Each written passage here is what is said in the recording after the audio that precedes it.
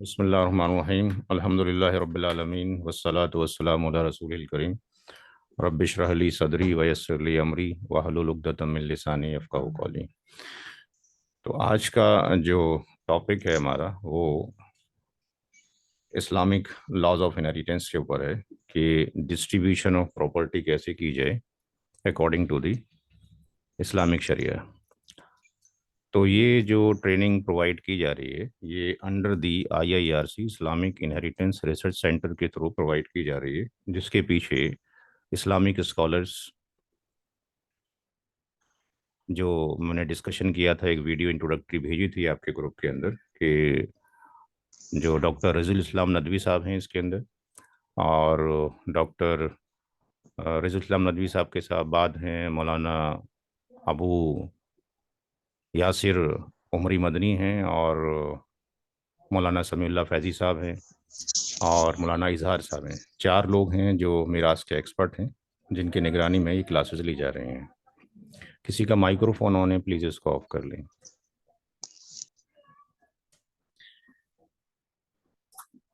तो सबसे पहला जो डिस्कशन हम करेंगे वो करेंगे गिफ्ट और हिबा के बारे में। हमने एक सिलेबस आप लोगों को फॉरवर्ड किया है, ये एक सिलेबस है, और इसी सिलेबस को फॉलो करते हुए क्लासेस ली जाएंगी, और क्लासेस तकरीबन जो है 3 या 4 महीने तक ये सारी क्लासेस चलेंगी। तो एक क्लासरूम की तरह हम यहाँ पे स्टडी करेंगे। जो भी क्वेश्चंस होंगे इंशाल्लाह आपके लिए जाएंगे, बट पहली और दूसरी जो क्लास है उसके अंदर आप थोड़ा सा लर्न करें, उसके बाद इंशाल्लाह डिस्कशन करेंगे। कुछ क्लास वर्क और होमवर्क भी आप लोगों को दिए जाएंगे जो भी इंटरेस्टेड होंगे। तो आज का जो टॉपिक है इनका, वो ये टॉपिक है, सारे के सारे इन टॉपिक्स के ऊपर हम डिस्कशन करेंगे आज।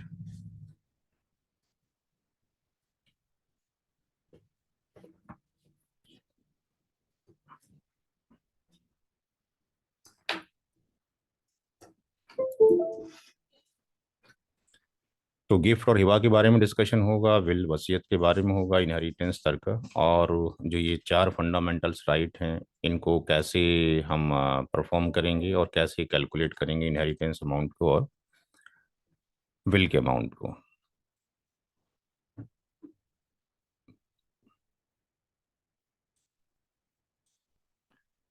तो गिफ्ट के बारे में इस्लामिक शरीयत का रूल ये है कि जब आप अपनी औलाद के बीच में यानी किड्स के बीच में गिफ्ट देंगे, तो पहली चीज़ तो ये गिफ्ट जो हम देते हैं वो अपनी लाइफ में आप देते हैं। कोई भी शख्स जो गिफ्ट देगा वो अपनी लाइफ में देगा, और अगर अपनी औलाद को देना चाहता है, चाहे वो जो औलाद है वो मेल है या वो फीमेल है, तो उन दोनों को जब हम देंगे तो वो इक्वल डिस्ट्रीब्यूशन करेंगे। अनईक्वल को पसंद नहीं किया गया है। इसके references you can take from the Muslim शरीफ की हदीस से ले सकते हैं, तिरमिजी की ले सकते हैं, और भी हदीस की किताबों के अंदर है। गिफ्ट किसी को भी किया जा सकता है। गिफ्ट जो है विल नहीं है, gift is not equal to it will. Gift जो है not equal to will, will कुछ अलग टर्म है और गिफ्ट कुछ अलग टर्म है। जो विल है वो हम अपनी लाइफ में लिखते हैं, अपनी ज़िंदगी में हम एक विल लिखते हैं, और जो विल हम लिखते हैं अकॉर्डिंग टू द इस्लामिक शरिया, जो विल हो सकती है वो विल अमाउंट जो हो सकता है वो लेस देन और इक्वल टू 1/3 हो सकता है। अकॉर्डिंग टू द इस्लामिक शरिया जो हम विल लिख सकते हैं वो लेस देन और इक्वल टू 1/3 लिख सकते हैं। लेकिन will according to the Islamic शरिया उन लोगों के लिए नहीं की जा सकती है जिनके हिस्से अल्लाह तबारक ताला ने मेंशन कर दिए हैं। सूरह निसा के अंदर आयत नंबर 11 के अंदर, 12 के अंदर और 176 के अंदर किन किन लोगों के हिस्से कौन कौन सी आयत करीमा के अंदर मौजूद है, इंशाल्लाह अभी थोड़ी देर में डिस्कशन करेंगे। तो विल के बारे में रेफरेंसेस सही बुखारी से भी लिए जा सकते हैं, अबू दाऊद और मिशकात और भी हदीस की किताबें हैं, इतने रेफरेंसेस काफ़ी हैं। तो विल हम किसके लिए नहीं कर सकते? जिनको इस्लामिक शरीयत के अकॉर्डिंग हिस्सा मिल रहा है। हाँ, अगर ऐसी कंडीशन एग्जिस्ट करती है कि कोई शख्स अगर मरता है और उसकी डेथ के बाद उसके फादर भी एग्जिस्ट करते हैं और उसके ग्रैंड फादर भी एग्जिस्ट करते हैं, तो जो डीपी का मतलब जो डिसीट पर्सन है, इसके वालिद साहब का शेयर जो होगा इसकी औलाद की मौजूदगी में, यानी इसके अगर किड्स भी मौजूद हैं, चाहे वो किड्स में मेल आपके पास मौजूद है या किड्स में फीमेल मौजूद है, तो इसके वालिद साहब का जो शेयर बनता है वो 1/6 तो बनता ही बनता है। इस केस में इसके जो दादा हैं उसको शेयर नहीं जा रहा है। तो ये डिसीज पर्सन अपनी लाइफ में एक विल राइट कर सकता था कि मेरे दादा को 1/6 दे दिया जाए, या मेरे दादा को कुछ भी दे दिया जाए, 1/3 तक वो विल कर सकता था। अगर ये वालिद साहब ना होते इसके, तो दादा automatically list of the inheritors में आ रहा है, तो उसके लिए वसीयत नहीं की जा सकती थी। तो जिनको हिस्सा शरीयत दे रही है उनके लिए हम विल नहीं कर सकते। विल उनके लिए कर सकते हैं जिनको हिस्सा नहीं मिल रहा है इस्लामिक शरीयत के अकॉर्डिंग। तीसरा जो पार्ट है वो है इनहेरिटेंस।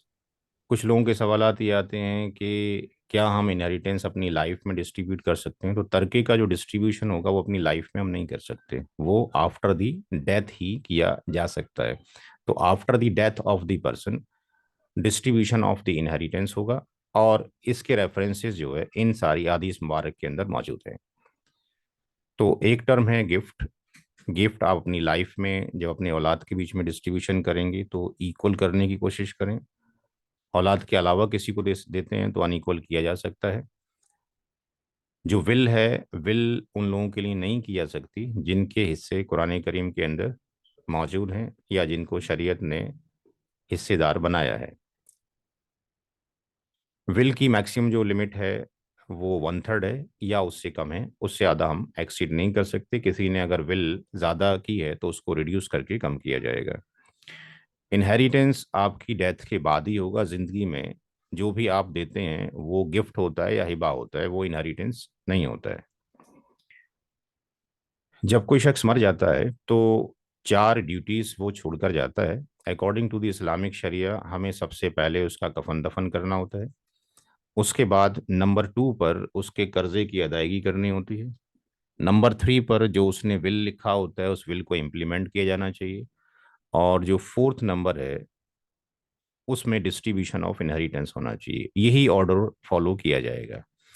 तो इसके लिए एक एग्जाम्पल लेके हम ये चलते हैं कि यहाँ पर फॉर एग्जांपल अगर किसी शख्स की डेथ होती है तो उसने जो भी छोड़ा है, वो कार हो, कोठी हो, बंगला हो, वो आपके पास लैंड हो जो फार्मिंग लैंड है, वो शेयर्स हों, वॉट एवर जो भी है, उसको अगर ये मान लें कि टोटल जो प्रॉपर्टी अमाउंट है, टीपीए जो उसने छोड़ा है, लेट से वो 1 लाख रुपीज उसने छोड़े हैं, 1 लाख रुपए किसी ने छोड़े हैं, total property amount for example हम कंसीडर कर रहे हैं।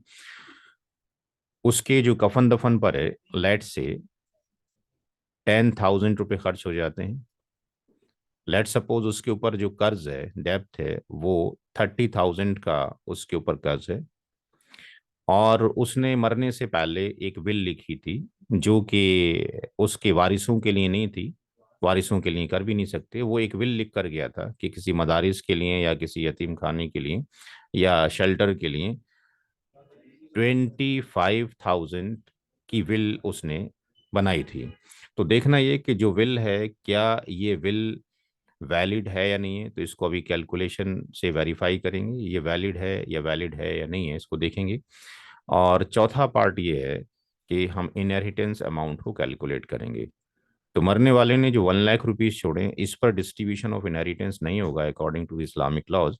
डिस्ट्रीब्यूशन ऑफ इनहेरिटेंस जो होगा वो किस पर होगा, कौन से अमाउंट पर होगा, जब कफन दफन, डेप्थ और विल, इन तीनों के अमाउंट निकाल दिए जाएंगे, उनको माइनस करने के बाद जो वैल्यू आएगी वो इनहेरिटेंस अमाउंट निकाला जाएगा। तो सबसे पहले हम ये देखते हैं कि विल कैसे कैलकुलेट किया जाए। तो विल को कैलकुलेट करने के लिए जो फार्मूला है वो ये है। इस फार्मूले के अंदर अगर हम वैल्यूज को रख देते हैं तो यहाँ पर जो टोटल प्रॉपर्टी जो अमाउंट है दैट इज 1 लाख रुपी है। इसमें से माइनस कर दीजिए किसको, जो कि फिनरल अमाउंट है यानी 10,000 है, और जो कर्ज है मरने वाले के ऊपर दैट इज 30,000।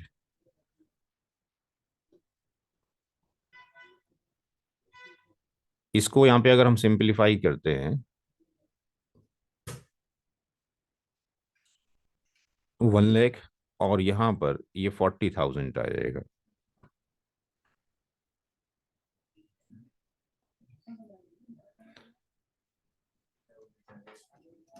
ये 60,000 को डिवाइड करेंगे 3 से, तो विल का अमाउंट कितना आ जाएगा? 20,000।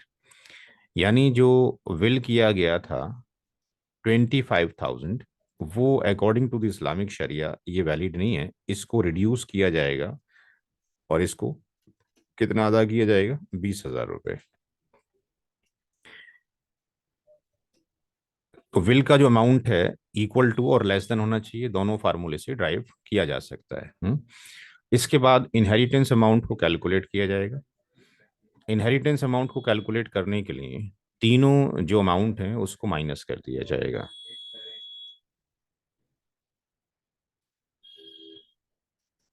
यानी 1 लाख में से आप माइनस करेंगे फिनरल अमाउंट को, यानी 10,000 को, प्लस जो डेप्थ है यानी 30,000, और प्लस अभी आपने विल अमाउंट कैलकुलेट किया है, दैट इज 20,000। 20,000। तो यहाँ पर जो वैल्यू कैलकुलेट होकर आएगी,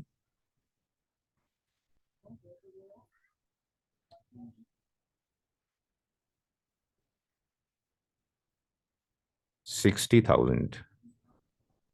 तो इनहेरिटेंस अमाउंट जो कि उसके इनहेरिटर्स में या उसके एयर्स में डिस्ट्रीब्यूशन होगा वो कितना होगा? 40,000। इस कैलकुलेशन में किसी को कोई प्रॉब्लम है तो पूछ सकते हैं, किसी को कोई भी कमेंट्स करना हो इस कैलकुलेशन के रेस्पेक्ट में? एनीबडी? ये सबको क्लियर है?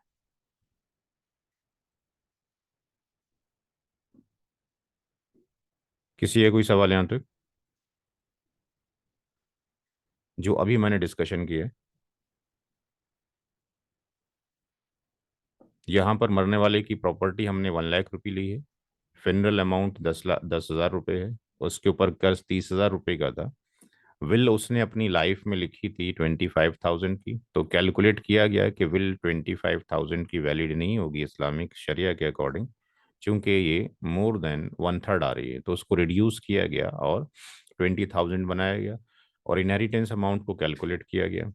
तो यहाँ पे पहले हमने विल कैलकुलेट किया, यानी कफन दफन और कर्ज की जो अमाउंट है उसको डिडक्ट कर दिया 40,000 को, और 1 लाख में से 40,000 माइनस करने के बाद ऑब्लिक 3 किया, ये चूंकि मैक्सिमम 1/3 कर सकते हैं, तो ये 20,000 मैक्सिमम हम विल कर सकते हैं। इनहेरिटेंस अमाउंट को जब कैलकुलेट किया गया तो तीनों ही कफन दफन, कर्ज और विल को हमने यहाँ से माइनस कर दिया, तो 40,000 हमारे पास अमाउंट बचा। यानी 40,000 के ऊपर हम क्या करेंगे? डिस्ट्रीब्यूशन ऑफ इनहेरिटेंस करेंगे।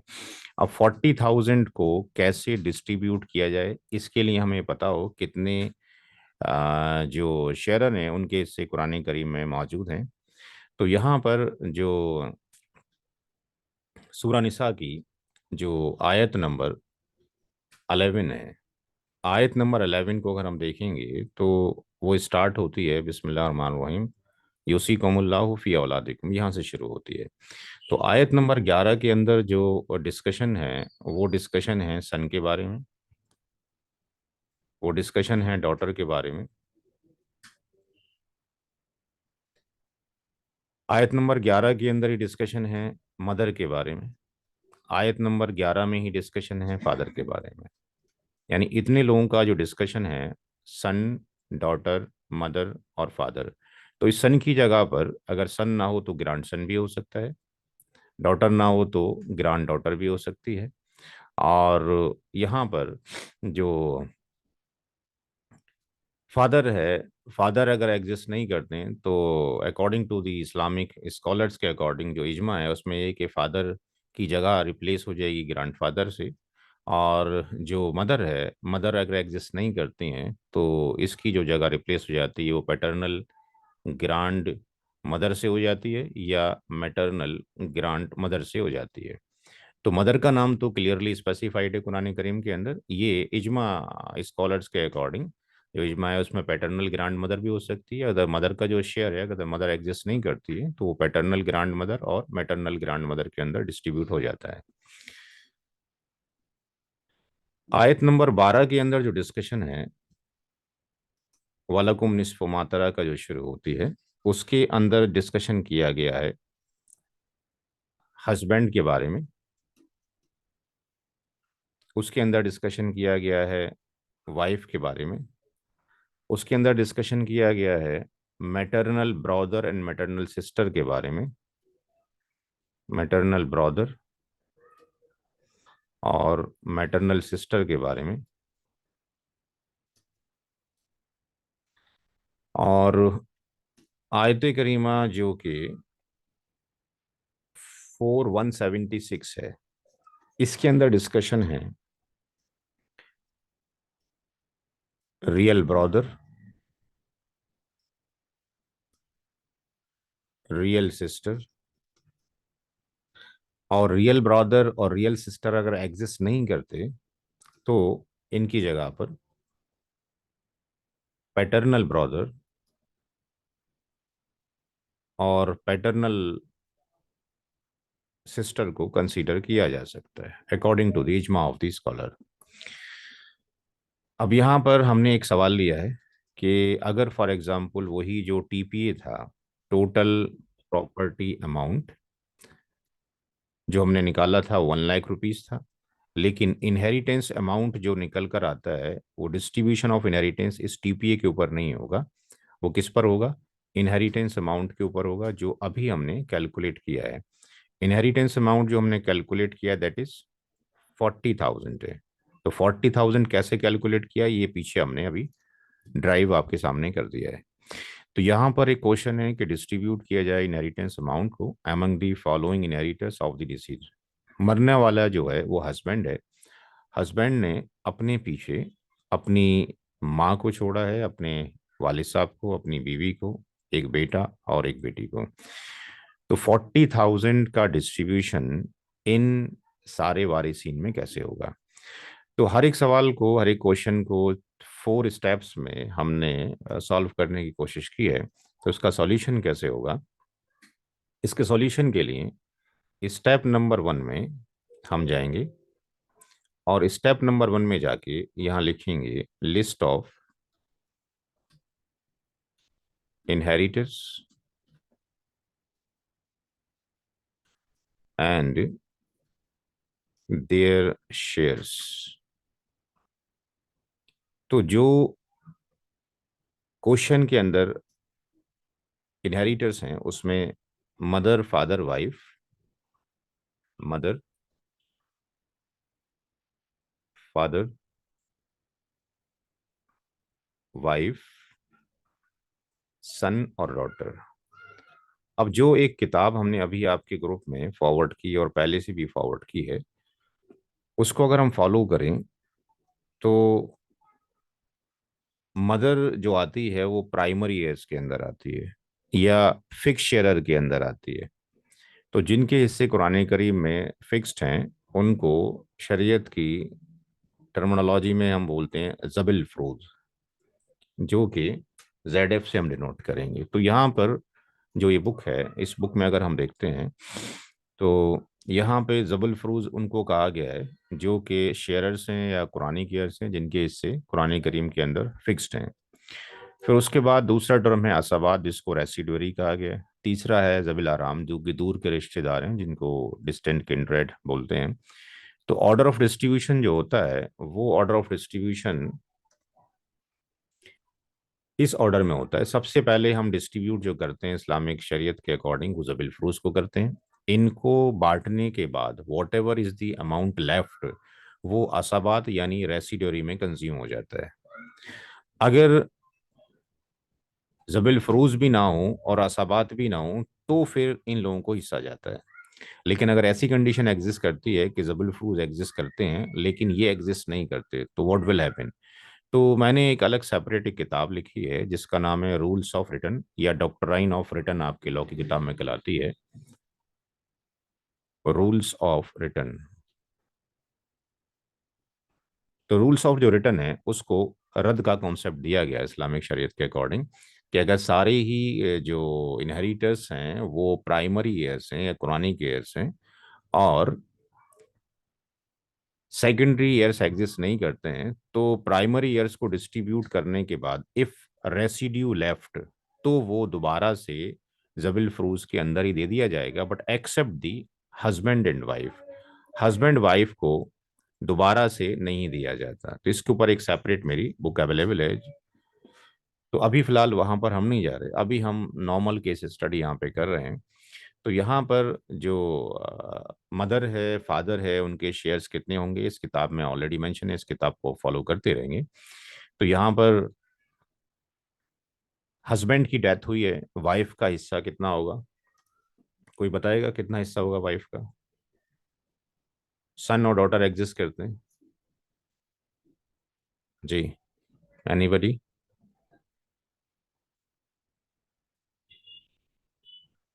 शेयर ऑफ वाइफ क्या होगा हस्बैंड की डेथ के बाद? हस्बैंड ने अपने पीछे सन को छोड़ा है और डॉटर को छोड़ा है। जी, कोई बताएंगे जो ऑनलाइन है? मेरी आवाज़ सब तक पहुंच रही है?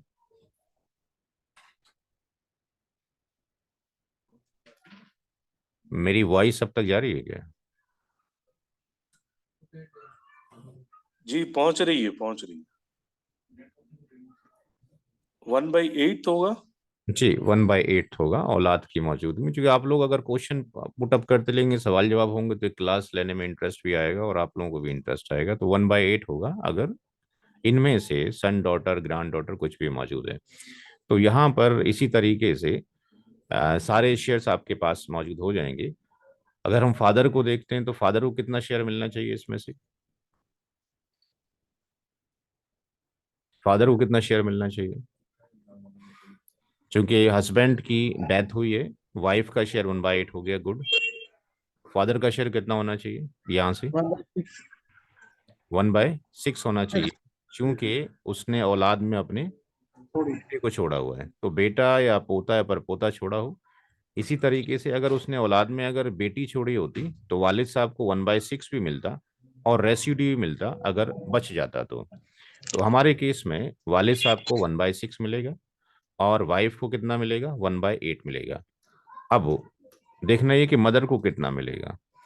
तो शेयर ऑफ मदर में चलते हैं। यहाँ पे मदर की एक लंबी सी लिस्ट है, इसको बहुत छोटा भी किया जा सकता था, लेकिन उसके अंदर फिर ये था समझना मुश्किल होता। तो माँ का शेयर कितना होगा? हस्बैंड की डेथ हुई है, वाइफ का शेयर अभी आप लोगों ने बताया 1/8 है, वालिद साहब का शेयर आपने बताया 1/6 है। मदर का शेयर कितना हुआ? कैलकुलेट फॉर मेरा कौन सा वाला आएगा? किस कंडीशन में लाई करते हैं?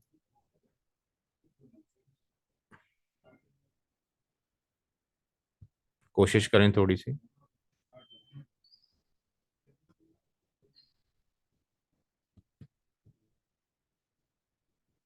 शेयर ऑफ मदर यहाँ से कैलकुलेट करने की कोशिश करें, देखें कौन सी कैटेगरी में लाई करती है मदर।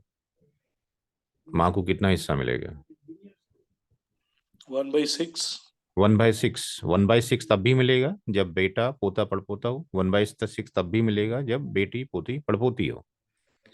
तो ये हमारे पास पहली कंडीशन के अंदर ही एग्जिस्ट करती है। तो माँ का हिस्सा कितना हो गया? 1/6 हो गया है। तो ये जो तीन जो वैल्यूज हैं, उन वैल्यूज को जाके वहां पे हम पुट कर देंगे। तो यहाँ पर हम लिख सकते हैं कि जो माँ है उसका फिक्स शेयर है, जबिल फरूज है। वालिद साहब फिक्स शेयर है, जबिल फरूज है। वाइफ जो फिक्स शेयर है यानी कुरानी गियर है, जबिल फरूज है, फिक्स शेयर है। तो माँ का शेयर जो है दैट इज 1/6 है। किस वजह से है? ड्यू टू किड्स, औलाद की होने की वजह से माँ का हिस्सा 1/6 है। फादर का हिस्सा 1/6 है ड्यू टू आपके पास यहाँ पे किड सन की वजह से। क्योंकि अगर वहां पे डॉटर हो जाती तो अभी क्या हो जाता उसका हिस्सा? डॉटर के केस में क्या हिस्सा हो जाता वालिद साहब का? अगर ये सन नहीं होता तो वालिद साहब का जो हिस्सा होता 1/6 भी होता और प्लस आर भी होता, यानी अगर कुछ बचता तो रेसिड्यू अमाउंट भी वालिद साहब को चला जाता। लेकिन सन होने की वजह से केवल वालिद साहब को 1/6 जा रहा है।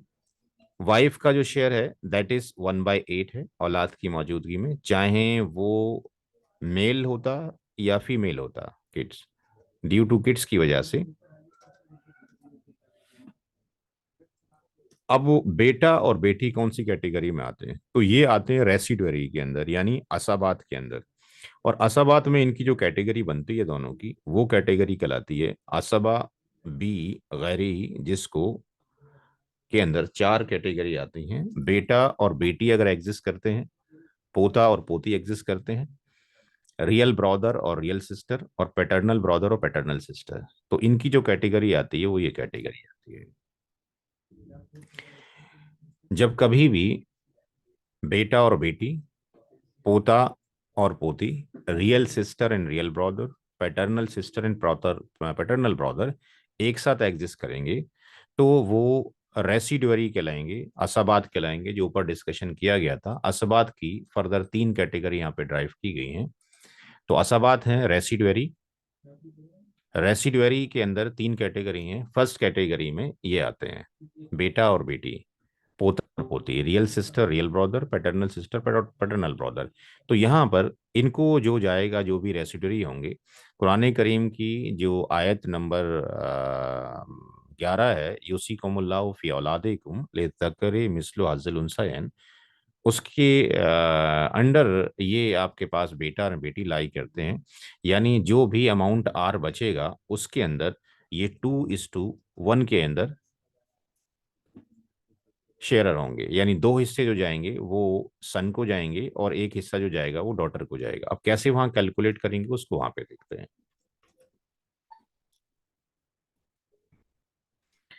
तो जो सन है और जो डॉटर हैं, इनको जो मिलेगा क्या मिलेगा, आर मिलेगा। और आर के अंदर ये 2:1 का कॉन्सेप्ट फॉलो करेंगे। तो स्टेप नंबर 1 हमारा ये होता है कि हम ये लिख लें पहले, कि कैटेगराइज कर लें कि कौन कौन इनहेरिटर्स हैं और किस कैटेगरी में आते हैं और उनको कितना हिस्सा मिलता है। स्टेप नंबर 2 के अंदर ये कहा गया कि सबसे पहले उनको शेयर दिए जाएंगे जो कुरानी की एयर्स हैं, और जो बचेगा वो रेसिडरी को जाएगा। तो यहाँ पे हम लैंग्वेज लिखेंगे total share of Z F, total share of Z F. तो total share of Z F यानी जबुल फ्रूज यानी प्राइमरी एस, उसमें मदर एग्जिस्ट करती है, वालिद साहब एग्जिस्ट करते हैं और वाइफ। मदर का जो शेयर है 1/6 है, वालिद साहब का यानी फादर का 1/6 है, और वाइफ का 1/8 है। कोई बताएगा एल्शियम कितना आएगा यहाँ पर, व्हाट विल बी द एल्शियम? यहाँ पर क्या वैल्यू आएगी, एल्शियम कितना आएगा, लीस्ट कॉमन मल्टीपल कितना आएगा? जी कोई बताएंगे? एनीबडी?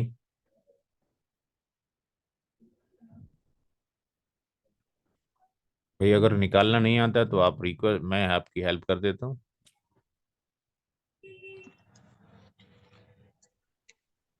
24। इसका एल्शियम कितना आएगा? 24 आएगा। ये सारे लोगों को समझ में आ रहा है 24 कैसे आया, या मैं समझाऊँ? जी जी जी, समझ में आ रहा है। ठीक है। यहाँ पर कितना आएगा, 6 के साथ में 4 आ जाएगा। 6 4 ज़ा 24, 6 4 ज़ा 24 और 8 3 ज़ा, ये कितना आ गया? 11/24। यहाँ तक क्लियर है सबको? 11/24 हो गया। ठीक है, 11/24 हो गया, जो कि किसको जाएगा, माँ, फादर और वाइफ को चला जाएगा। अब स्टेप नंबर 3 की तरफ चलेंगे रेसिड्यू निकालने के लिए। स्टेप नंबर 3, शेयर ऑफ असबा बी गैरी यानी रेसिडुअरी। इन टर्मिनोलॉजी को इसलिए हम साथ में लेके चल रहे हैं ताकि अगर क्लास में कोई मदारिस से फारिग है तो उसको भी टर्मिनोलॉजी समझ में आ जाए। असबा बी गैरी ये रेसिडुअरी हो गया, यानी बेटा बेटी के साथ में, पोता पोती के साथ में। पहला जो स्टेप है, यहाँ पे 4 स्टेप होंगे, 5 step. Share left for son and daughter, share left for son and daughter, यानी we are calculating the R. टोटल जो भी प्रॉपर्टी है, टोटल जो भी तरका है, यानी मरने वाले ने what ever is left, car, कोठी, बंगला, पैसा, जो भी है, गोल्ड, वो टोटल माना जाएगा, टोटल स्टेट मानी जाएगी। जो टोटल स्टेट है उसमें से हम माइनस कितना कर रहे हैं, total share of Z F, total share of Z F. तो टोटल में से टोटल जो आपके पास इनहेरिटेंस है वो एक ही माना जाएगा, चाहे 100 रुपये का हो या 1 करोड़ का हो, माइनस अभी आपने कैलकुलेट किया 11/24, ये 24 आ जाएगा, ये 24 आ जाएगा, ये 11 हो जाएगा, ये 13/24 आ जाएगा। यहाँ तक सब क्लियर है, कोई प्रॉब्लम नहीं किसी को? ये पॉइंट क्लियर है सबको? आर की वैल्यू, स्टेप बी के अंदर हम चले गए। बेटा और बेटी के बीच में जो निस्बत है, यानी ratio of son and daughter,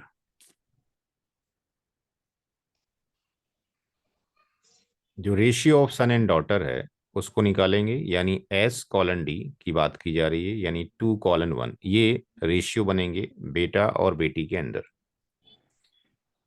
इनकी रेशियो का जो एडिशन होगा, एडिशन ऑफ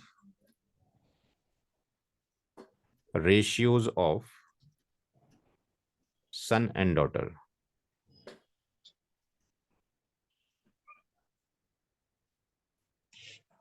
तो S+D, यहाँ पे 2+1, यानी इनकी जो एडिशन ऑफ रेशियो होगी वो कितनी होगी, 3 होगी। अब फोर्थ स्टेप में निकालेंगे कि 13/24 में से बेटे का शेयर कितना होगा, share of son, share of son. तो शेयर ऑफ सन होगा R, यानी रेसिड्यू, और यहां पर आएगा रेशियो ऑफ सन और oblique addition of ratios of son and daughter.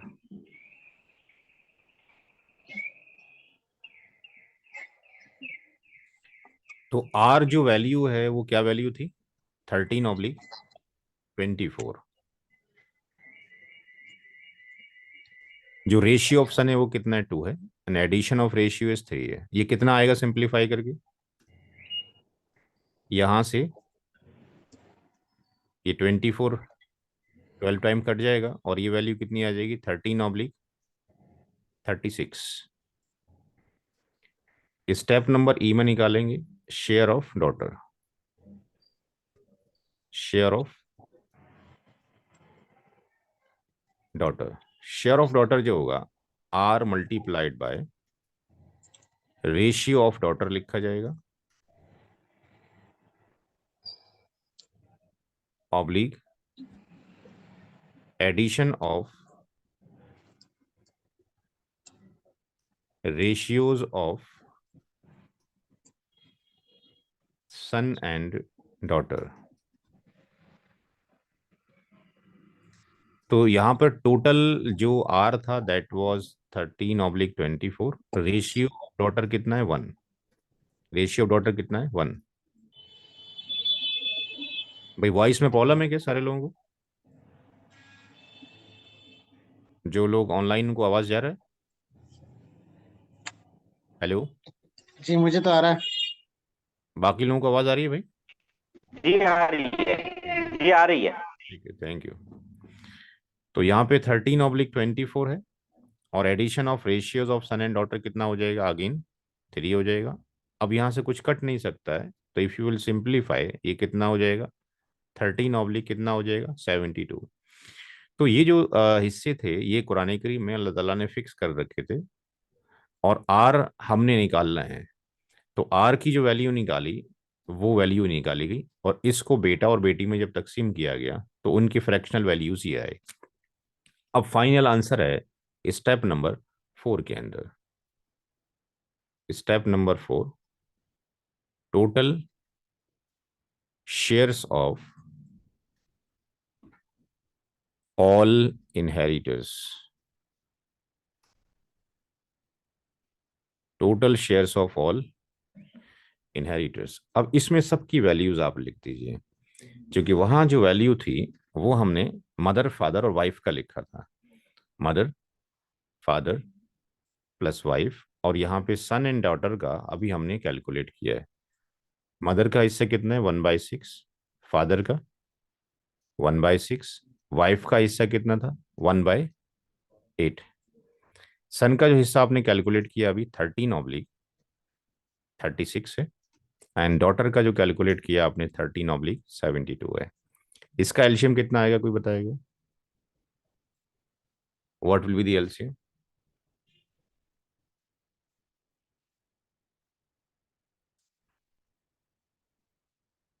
LCM की वैल्यू कितनी आएगी नीचे?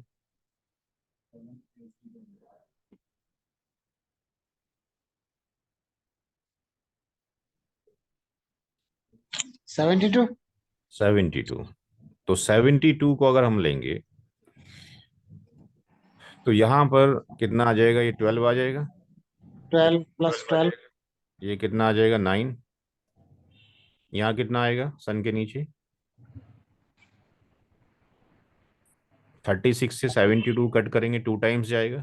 और 2 से 13 की मल्टीप्लाई करेंगे, कितना हो जाएगा, 26। और ये 13 हो जाएगा। ये कितना आई ऊपर की वैल्यू, कोई बताएगा? 72 आ रही है कि नहीं आ रही? कैलकुलेट करें अपने कैलकुलेटर में, कैलकुलेट करें कितना आ रहा है।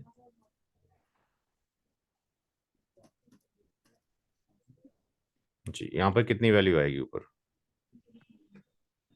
इन सबको ऐड करें, कितना आ रहा है? 72 ही आएगा। 72। 72। तो इसका मतलब पूरा तर्क का डिस्ट्रीब्यूशन किया है। अब स्टेप नंबर 5 में चूंकि 40,000 रुपए थे, उसका डिस्ट्रीब्यूशन करना है। तो शेयर ऑफ, 5 मिनट आप क्या और लेंगे अभी, share of inheritors in amount में निकालना है।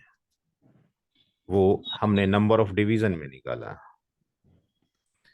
तो यहां से हम कैलकुलेट करेंगे 1 शेयर अमाउंट। यहां लिखेंगे इनहेरिटेंस अमाउंट, और यहां लिखेंगे टोटल जो डिवीजन निकाले हैं अपने। प्रॉपर्टी के टोटल डिवीजन कितने हो रहे हैं? अमाउंट कितना है हमारे पास, 40,000 जो कैलकुलेट किया था। और ये 72 आ रहा है। फ्रॉम वेयर 72 यहां से आ रहा है। ये 72 टुकड़े होंगे। हस्बैंड की डेथ हुई थी, पीछे मदर को, फादर को, वाइफ को, सन और डॉटर को छोड़ा था, तो उसकी प्रॉपर्टी के 72 डिवीजन किए जाएंगे। और उसका जो भी वॉट एवर अमाउंट होगा, हमने राउंड फिगर 40,000 निकाला है कैलकुलेट करके। तो 40/72 कितना होगा, कैलकुलेट कीजिए, थोड़ा सा मेहनत कीजिए ताकि थोड़ा इंटरेस्ट पैदा हो आप सब लोगों में। कितनी वैल्यू आएगी यहाँ पे? कैलकुलेटर सबके पास मौजूद है? सबके मोबाइल फोन में मौजूद है? जी, निकाला किसने?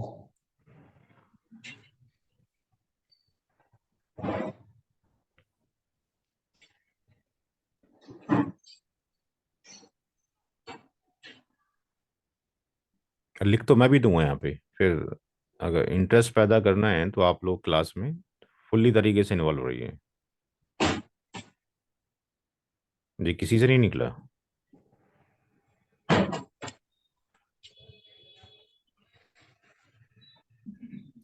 40,000 को 72 से आप डिवाइड करेंगे, ये वैल्यू आपके पास आ जाएगी। 556। ठीक है, अब क्या करेंगे कि माँ को कितना हिस्सा जाएगा। तो मदर को कितने हिस्से आप दे रहे हैं? मदर को दे रहे हैं आप 12 हिस्से। तो 12 मल्टीप्लाइड बाय 555,555। और यहाँ पे इसको जब आप कैलकुलेट करेंगे, मल्टीप्लाई इसकी आप कर देंगे किससे, 12 से मल्टीप्लाई कर देंगे। तो माँ को जा रहा है 6,666.66। और उसके बाद फादर का हम देखते हैं, फादर को शेयर कितना मिलेगा। तो फादर को भी कितने हिस्से मिल रहे हैं, वो भी 12 हिस्से फादर को मिल रहे हैं यहाँ पे, यानी 72 में से। तो 12 × ये सेम रहेगा, यानी ये 6,666 और ये 6,6 हो जाएगा। वाइफ को कितने हिस्से जाएंगे, 9। वाइफ को जाएंगे 9 हिस्से, डिवीजन जाएंगे, तो 9 डिवीजन का मतलब हो गया, यहाँ से 9 से आप मल्टीप्लाई कर लीजिए। वाइफ को एग्जैक्टली 5,000 रुपये जा रहे हैं। सन को जा रहे हैं कितने, 26 पार्ट से 26 शेयर जा रहे हैं। तो सन को जो जा रहे हैं वो 26 जा रहे हैं। तो 26 से आप इसकी मल्टीप्लाई करेंगे तो ये वैल्यू बन जाएगी 14,444, और ये 44। और डॉटर की अगर हम बात करते हैं तो उसको 13 शेयर जाएंगे, और 13 का मतलब हो गया, 13 से मल्टीप्लाई कर दीजिए, 7,222.22। इन सबको अगर हम ऐड करें, जो वैल्यू आ रहे हैं 6,666.66, वालिद साहब का भी यही है। उसके बाद जो वैल्यू है वो है 5,000, जो कि वाइफ को गई है। उसके बाद 14,444.44 ये सन को गया है, एंड 7,222 और 0.22 ये किसको गया है, ये बेटी को गया है। तो ये जो फिगर आ रही है 39,999.98, यानी 0.02 का एरर है। तो ये इस तरीके से कैलकुलेट किया जाएगा। किसी साहब को समझ ना आया हो तो प्लीज़ क्वेश्चन पुटअप कर सकते हैं। पढ़ाने का क्लास का तरीका ऐसा ही होगा। अफसोस ये है कि 160 लोगों में से केवल जो है 6 लोगों ने ज्वाइन किया है, जिसमें से 7 लोगों ने, इसमें से मैं भी एक इंक्लूड, यानी 6 लोगों ने ज्वाइन किया है। लैक ऑफ इंटरेस्ट है, जो कि होना चाहिए, मोस्ट इम्पोर्टेंट टॉपिक है। और इसी तरीके से सॉल्व किया जाएगा तो कुछ किया जाएगा। पहला काम तो ये है कि हम इसको लर्न करें, लर्न करने के बाद लोगों को सिखाएं, अवेयरनेस दें। क्योंकि लोगों को अवेयर करते रहें कि ऐसा होगा तो कोई फ़ायदा नहीं है जब तक आपको ना आता हो। तो पहले एक टीम बनाई जाए जो इसको लर्न करे, लर्न करने के बाद फिर इसको इम्प्लीमेंट करे। तो बहुत सारे तरीके हो सकते हैं कि मसाजिद के मेंबर से ये मैसेज आए कि इसके ऊपर मल्टीपल प्रोग्राम्स होने चाहिए, एटलीस्ट अवेयरनेस वाले, कि भाई आयत नंबर 11, 12, 176 में किसके शेयर्स कितने, यानी जो किताब आपको दी गई है इस्लामिक लॉज ऑफ इनहेरिटेंस, इसको आप आगे सॉफ्ट कॉपी को फॉरवर्ड करते रहें। जो प्रिंट करवा के आगे डिस्ट्रीब्यूट करना चाहते हैं, परमिशन ग्रांटेड है, आप अपने पैसे से प्रिंट कराएं विदाउट मॉडिफिकेशन, आगे उसको फॉरवर्ड करते रहें। स्कूलों के अंदर, जो मुस्लिम स्कूल्स हैं उसके अंदर इसके ऊपर कंपटीशंस हो सकते हैं। मस्जिद में किसी की अगर डेथ होती है तो मस्जिद के मेंबर से ये ऐलान हो सकता है कि भाई इसके ऊपर 4 ड्यूटीज अपने रिलेटिव्स पर छोड़ कर गया है, कफन दफन की, कर्ज की, विल की, और इनहेरिटेंस की। जब कोई शख्स मर जाए तो उसके घर जाकर उसको समझाना चाहिए कैसे डिस्ट्रीब्यूशन किया जाए। तो इसको आम करने की कोशिश है, क्योंकि हदीस शरीफ में है कि ये वो इल्म है जिसको आधा इल्म कहा गया है, सबसे पहले दुनिया से रुखसत हो जाएगा और एक दौर आएगा लोग इसको डिस्ट्रीब्यूट करने वाले नहीं मिलेंगे।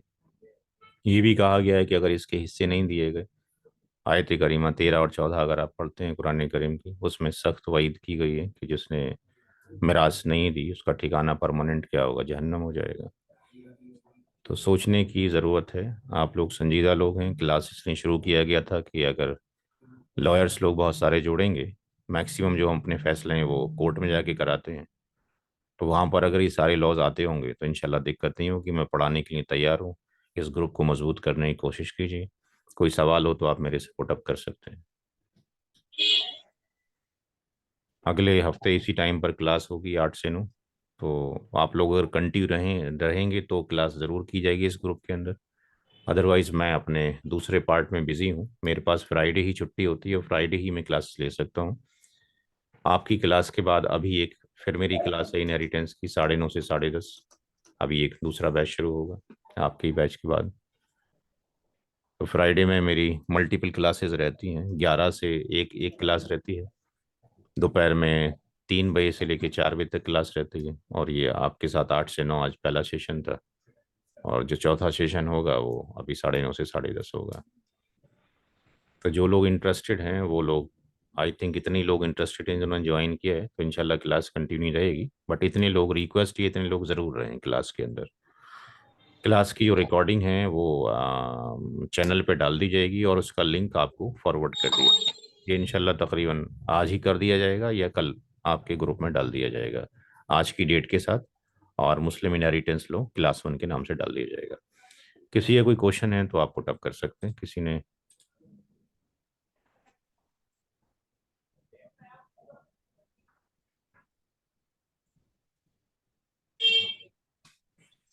Any question? ये क्लास को ऑफ कर दिया जाए क्योंकि दूसरी क्लास शुरू होनी है। क्लास को ऑफ कर दिया जाए कि किसी का कोई क्वेश्चन नहीं है। ठीक है, जिनके कोई क्वेश्चन हो वो रिक्वेस्ट ये है कि इस ग्रुप के अंदर जो मैसेज हैं वो रिलेवेंट नहीं आ रहे हैं, तो जिसके भी मिराज से रिलेटेड कोई क्वेश्चन है, विरासत से रिलेटेड, हमने एक उसके अंदर अपनी इंफॉर्मेशन दी थी कि आप इस लिंक को इस मेल आईडी पे विरासत डॉट viirc.org.in इसके ऊपर अपने क्वेश्चंस भेज सकते हैं, ताकि जब वो हफ्ते में इकट्ठे हो जाएंगे तो क्लास के बाद उन सवालों का डिस्कशन किया जा सकता है। ठीक है, अस्सलाम वालेकुम वरहमतुल्लाह। अगली क्लास में फिर 8 बजे इंशाल्लाह मुलाकात होगी। ठीक है।